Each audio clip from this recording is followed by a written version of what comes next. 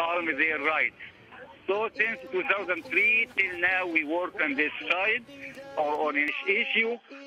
Also from 2008, we established a front of lawyers all over the society to provide a legal aid or help in any city the people suffer from any governmental pressure. So this is our job as a human rights organization to support the Egyptian who demonstrate here in Tahrir Square or any other places all over the society, because all of these people ask for their rights. When you were arrested, when you were arrested, how were you treated? How were you treated? How did they treat you? I think it is not important actually to focus on me or Hisham Mubarak Center. They didn't treat me in a bad way, by the way. And they didn't actually accuse me in any official level. They just keep me with other guys. I think they want to stop our work or our support, or to push others to fear from what will happen to them if they participate. But I think this cannot have any effect actually. So it is not important at all. Many people excuse me. Many people are arrested for 2 days or more or less. But this is not the issue. All right, thank you very much indeed. That's Ahmed Saif al-Islam, one of those arrests earlier in the week, and then released now in Tahrir Square, saying that he was pretty well treated by those who held him and that he has no intention, along with the crowds you can see there, of leaving. Let's bring in a retired Egyptian staff brigadier, former member of the military, Safwat El-Zayat. What do you make of the position of the army now? Is it in a very difficult position as it tries to persuade the protesters to go? There is no doubt that the army is facing the most difficult moments now, simply for the reason that it is trying to strike a balance and stand at equal distance between the regime, who failed so far to provide substantial answers to the demands of protesters in Liberation Square. Those demonstrators believe they have paid high cost, however, they haven't got their demands answered yet. Do you believe the army will stand by its promise made earlier in the week not to remove the protesters by force?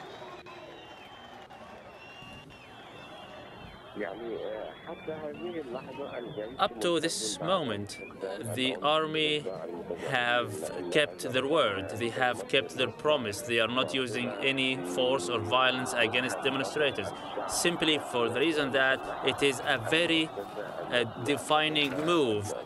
The views of the public here will shift. The army is highly respected and revered by the people, and they believe the army's top priority is to safeguard and defend the people. So when we see the head of Central Command, General Hassan al-Rawini, go into the square and try to persuade the demonstrators to leave, why do you think he chose to do it that way?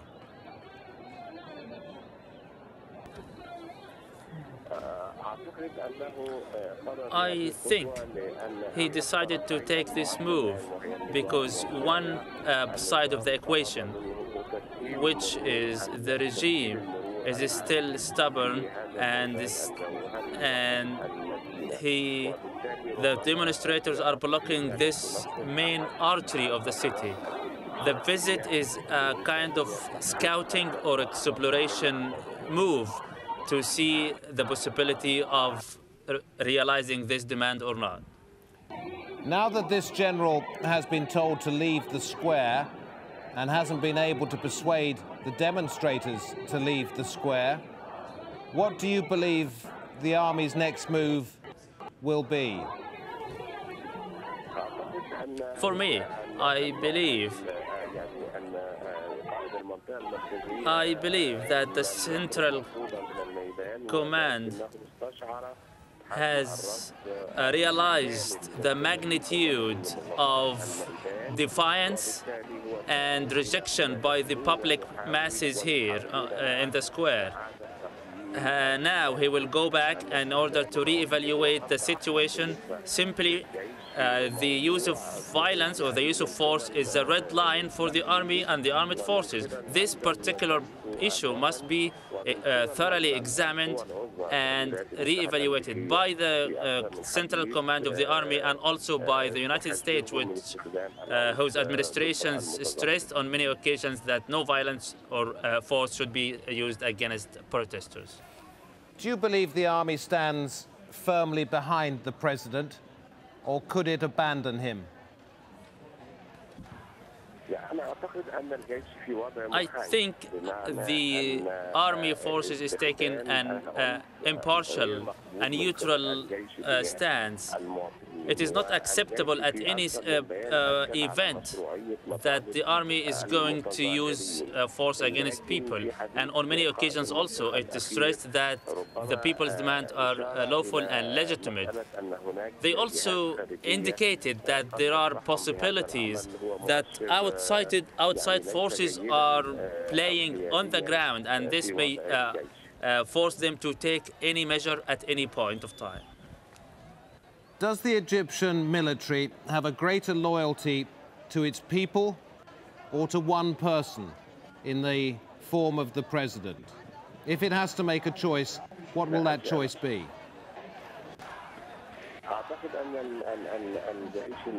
To me, I believe the Egyptian army and the armed forces are loyal to their country and to the people in the first place.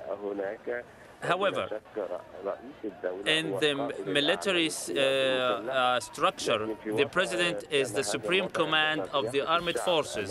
But when it comes to a point when the people are confronting the president, the army should or must take an impartial stance and take its top responsibility, which is protecting and safeguarding the people and the country's assets and property. Brigadier, thank you very much indeed. That's retired Egyptian Staff Brigadier Safwat El-Zayat. His point is that the army right now is in an extremely difficult position. As we watch on our screen the awkward scenes as the head of Egyptian Army's Central Command, we believe the man in the brown military cap on the left of the screen enters Tahrir Square and tries with just a small number of support staff to persuade the crowd to leave. He then had to be escorted from the square by his supporters, and this energized the crowd who've been chanting and shouting and singing ever since. The brigadier telling us he believed the army would be impartial and take a neutral stand. Well, as we look at those pictures, we're going to mention another change in the hierarchy in Mubarak's party, this time not in government, but a member of the ruling National Democratic Party, that is Hossam Badrawi, replacing the Mubarak loyalist Safwat El-Sharif as Secretary General of the NDP. Another change at the top, this time with the ruling party, that announced by state television. Try and put this into context with Omar Ashur, joining us now, lecturer in the politics of the modern Arab world. He teaches at the University of Exeter in southwest England. Good to have you on the programme, joining us from London. Listening to that former senior Egyptian army officer there saying that the army is in an extremely difficult position, and that what happens next, which way the army jumps, is going to be pretty crucial. That's really what we should be watching now, I imagine. Yes, I think so, because the two other decisive factors are on the ground already. The demonstrations are continuing and they're still popular.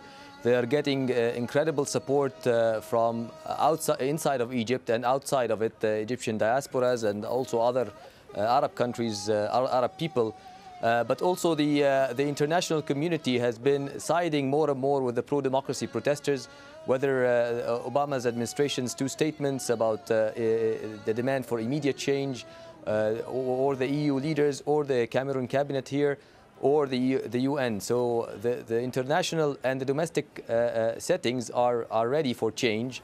Now there is the other decisive factor, which is the army, obviously.